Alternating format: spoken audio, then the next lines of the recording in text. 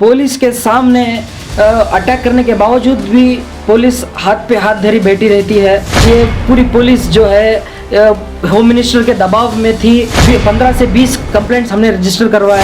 1 करोड़ से ज़्यादा इधर मुसलमानों का नुकसान हुआ है। इधर ऐसे भी थे जो ईश्वरप्पा के खिलाफ भी कंप्लेंट देने के लिए राजी थे। तो जब इन्होंने कंप्लेंट देना शुरू किया तो वो पुलिस कहते तो ईश्वरप्पा का नाम काट दीजिए। हकीकतन जो कसूरवार हैं इनको बचाने की कोशिश आज यहाँ की गवर्नमेंट और यहाँ के होम मिनिस्टर और यहाँ के जो एमएलए और मिनिस्टर हैं ये सब मिलकर कर रहे हैं। चंद दिनों से पहले जो शिवमोगा के अंदर जो वाक़या पेश आया है, एक बजरंग दल नामी एक हर्षा नामी एक लड़का जो इतवार के दिन 21 तारीख को शिवमोगा के अंदर उसका जो मर्डर हुआ था, जब उसकी पोस्टमार्टम होने के बाद में हर्षा का पोस्टमार्टम होने के बाद में उधर हर्षा हॉस्पिटल से हर्षा के जब घर को सिगेहट्टी में जो उसका घर है उसको घर को जब उसके डेड बॉडी लाया गया तो तब बजरंग दल के जो गुंडे हैं वो रैली की शक्ल में 144 सेक्शन को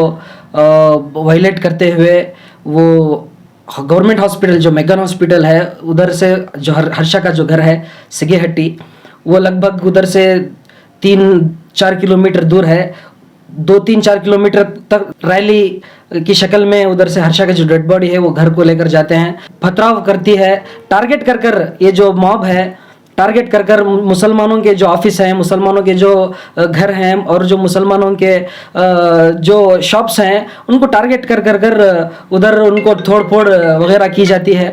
फिर हर्षा के डेड बॉडी घर को लेकर जाने के बाद में फिर हर्षा के घर से विद्यानगर में एक क्रिमेशन सेंटर है, वो क्रिमेशन सेंटर उसके घर से लगभग 4-5 किलोमीटर दूर है।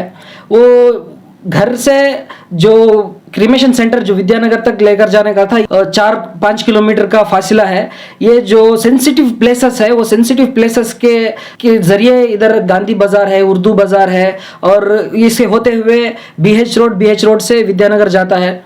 इसके दरमियान में भी लगभग 2 बजे से शुरू होकर उसकी डेड बॉडी है वो 5 बजे तक वो पहुंचती है। तो इसके जो 3-4-5 घंटे के दरमियान में इधर भी मुसलसल बीएच रोड में और उर्दू बाज़ार में ये सब मुसलसल पथराव होता है। और जो सिगेहट्टी है, सिगेहट्टी के लगभग 100 मीटर दूर एक लाल बंद केरी बोलकर एक इलाका है, लाल बंदोड़ी हम बोलते हैं। तो उधर सिर्फ मुसलमान एक 20 से 25 लोग उधर रहते हैं। तो उधर टारगेट कर कर उधर मुकामी लोग जो हैं जो बजरंग दल के जो गुंडे हैं वो उनको घर आइडेंटिफाई कर कर कर उधर लाल बंद केरी के पूरे लगभग एक 12 से 15 जो 2 व्हीलर्स हैं उनको जलाया जाता है। फिर एक घर को भी जलाया जाता है। जो सिगेहट्टी जो हर्षा का घर है उधर से और एक 200-300 मीटर दूर आज़ाद नगर क्लर्कपेट बोलकर एक इलाका है जो 3-4 क्रॉसेस में मुसलमानों के जो आबादी इधर रहती है। तो इधर को इसको कंप्लीटली घेर कर इधर चारों तरफ से इसे अटैक किया जाता है। मुसलमानों को के दुकानों को, मुसलमानों के घरों को निशाना बनाकर उधर अटैक किया जाता है। पुलिस के प्रेजेंस में, पुलिस के सामने अटैक करने के बावजूद भी पुलिस हाथ पे हाथ धरी बैठी रहती है और पुलिस के सामने घरों को पथराव किया जाता है, मुसलमानों की दुकानों पर अटैक किया जाता है, मुसलमानों पर, औरतों पर पथराव कर कर अटैक किया जाता है। ये सब होने के बाद उधर पुलिस कुछ भी नहीं करती है। शायद या होम मिनिस्टर का ऑर्डर था या उन पर लाठी चार्ज मत करो बोल के, या हमें पता नहीं, लेकिन पुलिस ने एक लाठी उधर नहीं चलाया। इतना होने के बावजूद फिर पूरा ये इंसिडेंट में मुसलमानों का बहुत सा नुकसान इधर हुआ। ये जो मॉब है, ये मॉब को लेकर जो ईश्वरप्पा हमारे जो इधर मुकामी एमएलए हैं और इधर मिनिस्टर हैं, कैबिनेट मिनिस्टर हैं, शिवमोगा के जो एमपी हैं राघवेंद्र, जो माजी हमारे जो एक्स चीफ मिनिस्टर हैं, इनके बेटे हैं। तो इन लोगों की सरपरस्ती में ये जो पूरा एक मॉब सिगेहट्टी से चलता है, इनके निगरानी में ये सब कुछ होता है। इनके सामने ये सब खतरा होने के बाद में ये पुलिस इनके सामने इनकी जो सरपरस्ती में होने के बावजूद भी पुलिस एक लाठी चार्ज नहीं करती है, पुलिस इनको रोकने का काम भी इधर की पुलिस नहीं करती। तो ये सब साफ जाहिर होता है कि ये पूरी पुलिस जो है होम मिनिस्टर के दबाव में थी और यहाँ के सुप्रिटेंडेंट ऑफ पुलिस जो है वो होम मिनिस्टर के दबाव में थे, तो इस वजह से उन्होंने कुछ एक्शन नहीं लिया। जब ये सब वाक़या होने के बाद में हमने लीगल कार्रवाई हमारी जो शुरू की, तो इसके दरमियान में बहुत से लोग जो मार खाए हुए थे वो बहुत घबराए हुए थे। हमने उनसे लाख कोशिश की तो बहुत से लोग अभी तक एफआईआर करने के लिए डर रहे हैं। फिर उसके बाद में बहुत से लोगों को हमने समझाया बुझाया, ये जो हमारा आईनी हक है, अगरचे आप पर जुल्म हुआ है तो आप स्टेशन को जाना है, आप जाकर उधर कंप्लेंट वगैरह कराना है। तो तब बहुत से लोग हमारी बात को मानते हुए चंद लोगों ने सामने आकर कंप्लेंट दर्ज करवाना शुरू किया। हमने कोटे पुलिस, ये जो वाकया जो पेश आया वो कोटे पुलिस स्टेशन और दुधपेटे पुलिस स्टेशन के जुरिसडिक्शन में आता था, तो हमने दोनों पुलिस स्टेशन में हमने कंप्लेंट्स लॉन्च करवाना शुरू किया। हमने जहाँ जिसका नुकसान हुआ था हमने फर्दन एक एक आदमी को पकड़कर उनसे बात करने के बाद में वो सब राजी हुए।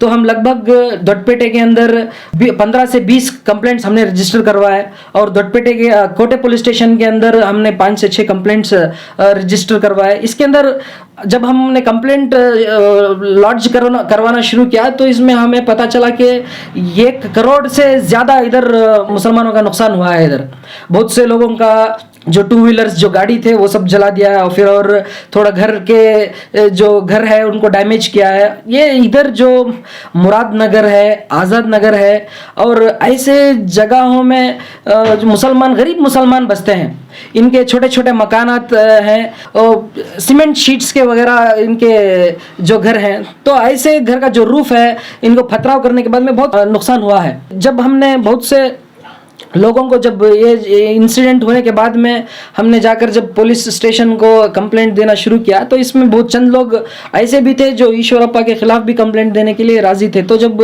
इन्होंने कंप्लेंट देना शुरू किया तो वो पुलिस कहते तो अब ईश्वरप्पा का नाम काट दीजिए, फलां आदमी का नाम आप काट दीजिए, तब हम कंप्लेंट लेंगे। ऐसा जब पुलिस का रवैया था तो हमने दोबारा हमने एसपी को सब हम जाकर कंप्लेंट किए, तो उनका भी बहुत दबाव था, आप जो भी कंप्लेंट देंगे तो हम आपका कंप्लेंट लेंगे बोल के फिर बोलने के बाद में और फिर हम दोबारा पुलिस स्टेशन गए। तो वो कंप्लेंट लेने के बाद में बावजूद भी हमारे एक सलीम बोल के एक शख्स हैं, उन्होंने कंप्लेंट देने के बावजूद भी उसमें ईश्वरप्पा का नाम रहने के बावजूद भी उधर एफआईआर अननोन पर्सन के नाम पर रजिस्टर इधर की पुलिस ने रजिस्टर किया है।